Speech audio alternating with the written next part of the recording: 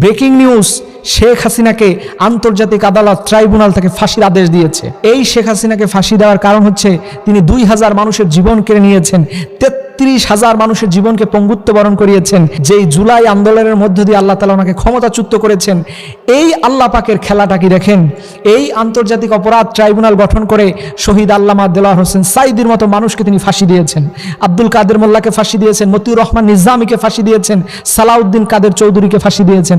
অথচ আল্লাহ পাকের কি বিশেষ খেলা, কয়েকদিন যেতে না যেতে আমার রব সেই আন্তর্জাতিক অপরাধ ট্রাইব্যুনালে আজকে শেখ হাসিনাকে ফাঁসি দেওয়া হবে। দেখেন আল্লাহ পাকের কি খেলা, সেই আন্তর্জাতিক অপরাধ ট্রাইব্যুনাল আজকে শেখ হাসিনার রায় ঘোষণা করেছে, তারকে ফাঁসির আদেশ দিয়েছে। এটাই হচ্ছে ওমা কারু ওমা কারাল্লাহ আল্লাহু খায়রুল মাকিরিন।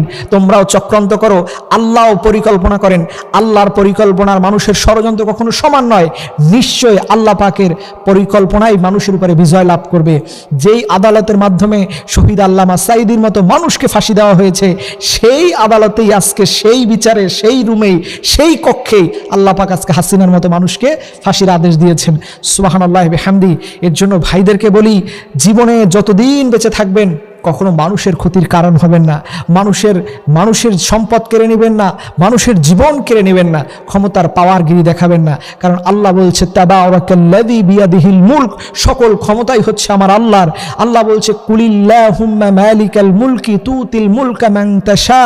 আল্লাহ যাকে ইচ্ছা তাকে ক্ষমতা দিয়ে থাকেন, যাকে ইচ্ছা তিনি সম্মান দিয়ে থাকেন। কিন্তু দুনিয়ার মানুষ জোর করে সম্মান নিতে পারে না, জোর করে আল্লাহর কাছ থেকে কোনো কিছু চেয়ে নিতে পারে না। আল্লাহ যদি আপনাকে খুশি হয়ে না দেয় তাহলে আপনি কোনো কিছু আল্লাহর কাছ থেকে চেয়ে নিতে পারবেন না।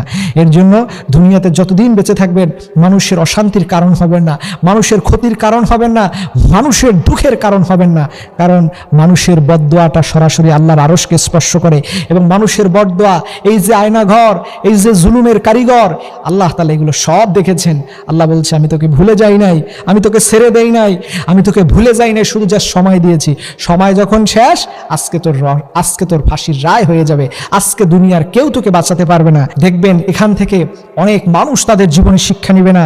এরপরে দেখবেন এক শ্রেণী মানুষ গায়ের জোরে কথা বলবে যে না এটা অন্যায় হয়েছে, এটা জুলুম হয়েছে, আমাদের প্রধানমন্ত্রী নিষ্পাপ ছিলেন। এটা মিথ্যে কথা, বানোয়াট কথা। মানুষের পক্ষে মিথ্যার সাপোর্ট দেয়া এটাও একটা অন্যায়। খবরদার খবরদার প্রিয় ভাইরা, আমরা যেন এই জাতীয় জুলুম অন্যায় অপরাধ করা থেকে নিজেদেরকে ফিরিয়ে রাখি। কারণ আল্লাহ পাকের ধরাটা বড় কঠিন। আল্লাহ যাকে ধরে ফেলবেন পৃথিবীর কেউ তাকে বাঁচাতে পারবে না।